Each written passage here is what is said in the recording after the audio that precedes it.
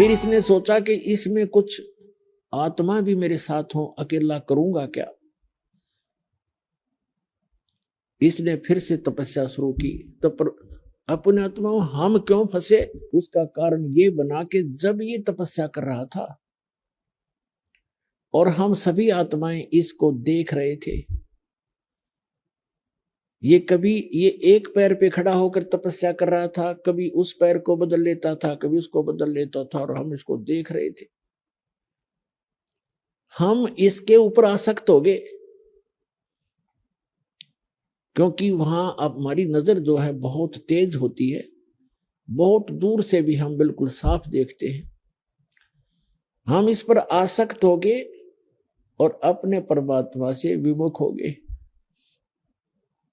हम पतिव्रता पद से गिर गए। अब ये बुराई आपके अंदर आज भी है, हमारे अंदर। जैसे कोई हीरो या हीरोइन, अभिनेता या अभिनेत्री अपनी रोजी रोटी के लिए चटक मटक डांस डूंस करते, बेमतलब की एक्टिंग करते, और ये युवा बालक लड़के और लड़कियां उनके ऊपर आसक्त हो जाते हैं। ये मेरा फेवरेट हीरो है, ये मेरी फेवरेट हीरोइन है, और लेना एक ने देनी दो, बेमतलब बकवाद करनी। खक है तुम्हारा, तुम्हें निकट भी नहीं जा सकते उनके। और यहाँ कोई हिसार या बरवाला के अंदर कोई आ जाए, उनमें से ये चटक मटक करने वाले हीरो हीरोइन, देखो इन युवा बच्चों की वहां जम घट जुड़ जाएगा। और वो कम से कम भी 1 किलो 200 फुट दूरी पर स्टेज पर खड़े होंगे और वहां से चटक मटक कर रहे होंगे, और ये बड़े खुश हो रहे होंगे। बता, सारे दिन धूल फांक कर उल्टे आ जाए, खाक मिला उनसे उनको। वो अपनी रोजी रोटी के लिए प्रसिद्धि पा रहे हैं, और हम ये बच्चे उसके ऊपर आसक्त हो रहे हैं। ये दोष हमारी आत्मा में वहां से घर किया हुआ है। और जैसे कितने ही अच्छे भाई बहन हैं, कितने उनमें प्यार है, और कुछ दिनों के बाद विवाह होगा, विवाह होते ही अलग होना कंपलसरी है। उन्हें मरोड़ी कुछ भी लग गया उनके मन में, अलग जरूर होंगे, रह ही नहीं सकते। तो ये भी वहां से लगी थी। न सोचेंगे अलग होकर मैं यूं बनाऊंगा, अपने बच्चा न बढ़िया खुआऊंगा और बढ़िया कोठी बनाऊंगा, न्यारा रहूंगा। वो तो होना जाना वही है जो आपको मिला, लेकिन दुर्बुद्धि हमारे अंदर घर कर चुकी है, ये अपना प्रभाव दिखाती ही रहेगी। यहाँ इसका कोई विकल्प नहीं है। इसका विकल्प यही है कि आप जो दास बता रहा है, ज्ञान भगवान ने बताया है, इस अनुसार साधना करके आप यहाँ से पीछा छुटवा के उस लोक में चले जाओगे जहाँ कोई दुख नहीं, वहां कोई परेशानी नहीं है, वहां मृत्यु नहीं, बुढ़ापा नहीं, कोई रोग नहीं। ऐसा सुंदर शरीर मिलेगा। इस शरीर के अंदर एक सूक्ष्म शरीर है, और उस सूक्ष्म शरीर के ऊपर एक और अंदर और शरीर है, 3-4 शरीर है। उसके बाद आत्मा का ओरिजिनल शरीर है, बॉडी है। उस बॉडी के ऊपर वहां जाकर के और एक शरीर मंडा जाएगा जैसा ये है, और वो शरीर अमर होगा। उसमें नाड़ी तंत्र नहीं है, और उसमें राग द्वेष नहीं है, उसमें बीपी हाई लो शुगर या कोई उसमें डिसीज नहीं होता। इतना सुंदर शरीर मिलेगा। और पहले हमें वही प्राप्त था, वो हमारा, हम आके इसमें फंस गए हैं। अब इस ज्योत स्वरूपी निरंजन ने अपने साथ कुछ आत्माओं को लेने के लिए फिर तपस्या शुरू की। जब इसने तीसरी बार जो तपस्या शुरू करी, तब परमात्मा ने पूछा कि ज्योत निरंजन अब क्या मांग रहा है, जो मांगा तुझे दे दिया। और उस दौरान जब हम इस ज्योत निरंजन पर आसक्त थे, इसकी ये तपस्या कर रहा था और हम देखे थे। और आज भी ये देख लो आप, किसी गांव के गोरे बनी में और कोई बाबा तपन लग जाए, सारा गांव देखने जाएगा उसने, सारा गांव देख का होगा बाबा तपे, 10 दिन हो गए, 20 दिन हो गए, 1 महीना हो गया, बैठे नहीं हो तो खड़े रहे झूल पर, झूल पर झूल है, बस सारे देखने जाएंगे। बता कोई बात हुई। अब जैसे एक आदमी लड्डू खावे मान लीजिए, और दूसरे उसने देखने जाओ लड्डू खावे, हो देख लड्डू खावे, क्या तो गया, फिर कहता आप भी खाओ जब पेट भरे। तो इस तरह की जो बुराइयां हैं ये हमारे वहां से घर करी हुई है, और वही हमारे अंदर आज ये हमें परेशान रखती हैं।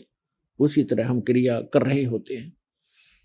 अब क्या हुआ कि परमात्मा ने बीच बीच में जब हम उसको देख रहे थे, उसकी तरफ हमारी आसक्तता बन गई थी, ज्योति निरंजन की तरफ, सरपुरुष की तरफ, तो परमात्मा आकाशवाणी किया करते थे कि बच्चों तुम ना देखो इसको, अपना मस्त रहो और इसको अपनी क्रिया करने दो। हम क्या करते रहे, ये आदत अपने यहाँ भी है कि हम ऊपर से तैसे हो गए जैसे बिल्कुल हम नहीं देख रहे हैं, पर अंदर से कसक जो की तो बनी रही। इसकी चाह हमारे हृदय में घनी बन गई, हम आसक्त हो गए इस पर बुरी तरह, और वो अंतर्यामी जान गया कि इनका नाश निकट है, ये मुझसे भी धोखा कर रहे हैं, मुझे भी ऊपर से दिखा रहे हैं कि हम नहीं देख रहे हैं और अंदर से उसको चाह रहे हैं। तो हम पति भरता पद से गिर गए।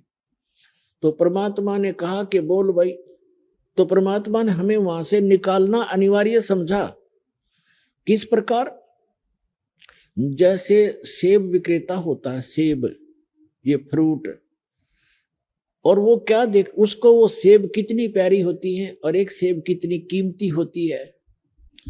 अब वो देखता है कि जो सेब डिफेक्टिव होगी, भले ही वो कितनी कीमती भी थी और प्यारी भी थी, लेकिन वो रखेगा नहीं उनमें, उसको उठाकर कूड़े में फेंकना उसकी मजबूरी है, ना तो औरन खराब कर दे वो। तो इस प्रकार हम वो डिफेक्टिव सेब हो गए उस भगवान के, उनकी आत्मा बड़ी दुख पावे है। जब सेब विक्रेता की एक सेब खराब हो जाए, उसको पता कितना 50-20 रुपए का लॉस हो गया, लेकिन मजबूरी है उसको वहां से फेंकना एक कूड़े में। तो पुण्यात्माओं, परमात्मा ने हमें वहां से उठाकर इस कूड़े में डालना अनिवार्य समझाना, औरों को खराब कर देते। तब परमात्मा को मालूम था, तब परमेश्वर ने कहा कि जो स्वरूपी निरंजन तीसरी बार किस लिए तप कर रहा है? तब उसने कहा कि भगवान मुझे कुछ आत्माएं दे दो। तब परमात्मा ने कहा भी मैं ये आत्मा नहीं दे सकता, क्योंकि ये मेरे अंश हैं, मेरे शरीर से निकले हैं, वचन से उत्पन्न हुए हैं। अपने आत्माओं, जिस माँ से किसी बच्चे ने जन्म लिया हो, उसकी ममता उसको पता होता है। एक माई का ऐसा लड़का हुआ कति अपंग सा, और उसमें भी उसकी इतनी गजब की ममता होती है, बेशक वो कैसा ही है, लेकिन उसकी आत्मा उसमें फंसी हुई होती है। इसी प्रकार वो परमात्मा कहते हैं कि ये सभी आत्माएं मेरे से उत्पन्न हुई, मेरे शरीर से निकली है। वचन से हो जन्म हो, वो भी उतने प्यारे लगते हैं जिसके वचन से उत्पन्न होते हैं, उसको उतने ही प्रिय होते हैं। तो परमात्मा ने कहा भी मैं ऐसे नहीं दे सकता, ये मेरी आत्मा है, तो इनको दुखी करेगा, तो इनको परेशान करेगा वहां पर। तो इसने कहा कि नहीं, मैं सत्य का राज करूंगा, मैं किस जैसा जो कर्म करेगा उसको वैसा ही फल दूंगा। परमात्मा ने पहले तो इससे हाँ भरवाई, फिर कहा भी देख ले, पर एक बात है, उनसे पूछ ले, जो सब इच्छा से जाना चाहता हो तो चले जाएगा, मैं आज्ञा नहीं दूंगा उनको जाने की, जब तक वो स्वयं डिमांड नहीं करेंगे।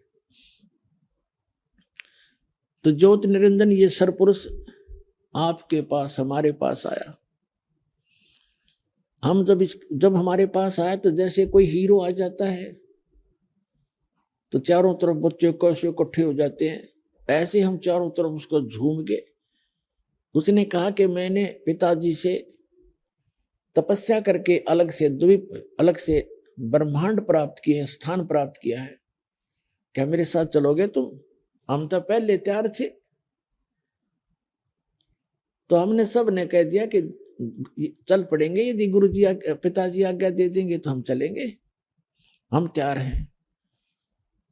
तब परमेश्वर के पास जाकर के ज्योति निरंजन ने कहा कि जी कुछ आत्माएं मेरे साथ जाने को तैयार हैं, पर आपकी आज्ञा चाहते हैं। परमेश्वर ने कहा, सत्य पुरुष ने, कबीर जी ने, कि चल मेरे साथ, मेरे सामने जो हाँ भरेगा तेरे साथ जाने की, तो मैं अलाउड करूंगा। तो जो ही परमात्मा और वो ये सरपुरुष आए हमारे पास, तो परमात्मा ने कहा कि बोल भाई, कौन आत्मा इनके साथ जाना चाहता है, अपना हाथ खड़ा करो। अब हम आगे थे चारों तरफ से, परमात्मा के आदेश से वहां बैठ गया। सेकंड में वहां सारा काम होता है, बैठ गए पूरे क्षेत्र में। तब परमात्मा ने कहा कि जो इनके साथ जाना चाहते हैं, सरपुरुष के साथ इसके ब्रह्मांडों में रहना चाहते हैं, हाथ खड़ा करो। अब परमात्मा पहले ही आकाशवाणी करके हमें समझाया करते थे कि इस पर आसक्त ना हो तो मार खा जाओगे। अब उस दिन वो बात उनका याद आई और पिताजी के सामने अब कैसे कहीं हम जाना चाहते हैं। सन्नाटा छा गया, कोई नहीं बोला। तब परमेश्वर ने कहा कि सरपुरुष आप तो कह रहे थे कुछ जाना चाहते हैं तो बोलते ही नहीं, झूठ बोल रहा तू। तब सरपुरुष ने कहा कि पिताजी ये आप के सामने नहीं बोल रहे हैं, पहले तो सभी कह रहे थे जितने यहाँ बैठे हैं। तब इतनी बात हो रही थी, तभी एक आत्मा ने खड़ा होकर के स्वीकृति दी उसको। अब जो ही उसने एक खड़ा हुआ तो हमने सभी ने हाथ खड़े कर दिए और खड़े भी हो गए। हमने सोचा कहीं ये अकेला ही सारा काम लूट ले और हम रह जा पीछे। देखा देखी सारे खड़े हो गए, जितने यहां फंसे हुए हैं, चींटी बने हैं, हाथी बने हैं, कुत्ते बने हैं, गधे बने हैं, सुअर बने। तो पहले हम सभी मानो सभी प्रहार में जो हम वहां से आए, हम वहां सभी मानव शरीर से हमारे। तो परमात्मा ने कहा ठीक है ज्योति निरंजन यानी सरपुरुष तू जा अपने लोक में 21 ब्रह्मांडों में जा। जिसने तेरे साथ जाने की स्वीकृति दी है उनका मुझे सब मालूम है, मेरे पास उनके सब कोड वर्ड नंबर उपलब्ध हैं। इन सबको मैं भेजूंगा पर नू का नू लापड़दा नहीं भेज सकता। इनको मैं अलग से व्यवस्था करूंगा, बीज रूप में बनाऊंगा पुनः। और जिस अब तू जा वो भेज दिया, जिस आत्मा ने सबसे पहले स्वीकृति दी थी उसको एक सुंदर लड़की बना दिया अपने वचन से, और उस लड़की के अंदर वो सभी आत्माएं सूक्ष्म रूप में डाल दी। अपने आत्माओं जैसे एक वट वृक्ष देखा होगा, बड़का वृक्ष। वड़का वृक्ष इतना बड़ा फैल बड़ा होता है बहुत गुना, और उसका बीज होता है राई जितना, राई से छोटा होता है बड़का बीज। अब परमात्मा ने उन सबको बीज रूप बना दिया। परमात्मा की वचन में सारी शक्ति है, वो कुछ भी कर सकता है।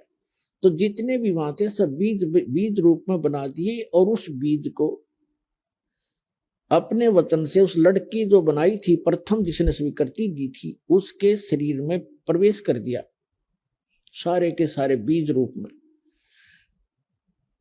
और उस लड़की से कहा कि बेटी अब तू तेरे को वहां भेज रहे हैं ज्योति निरंजन के पास, सरपुरुष के पास, और उसके साथ मिलकर तू ये सृष्टि रच देना। तेरे को वचन शक्ति दे दी है मैंने। वचन से जितने भी तू जीव कहेगी, चाहे पशु बनाना, चाहे पक्षी बनाना, और चाहे तो देव बनाना, मनुष्य बनाना, जैसा सोचेगी वैसे ही बन जाएंगे। अपने पुत्र सहजदास से कहा कि सहजदास अपनी बहन को ज्योति निरंजन के पास छोड़ आओ। अब उस सरपुरुष के पास, और उसको बता देना कि ऐसे ऐसे मैंने इसके अंदर सभी वो आत्माएं जो तेरे साथ आना चाहती थी बीज रूप में डाल दी हैं, और ये बहन जितने भी तू कहेगा उतने ही नर और मादा उत्पन्न कर देगी। इसमें ऐसी शक्ति भी मैंने भर दी है, वचन में शक्ति दे दी है। सहजदास ने जाकर के ज्योति निरंजन से सारी वार्ता सुना दी और लड़की को वहां छोड़कर वापस आ गया।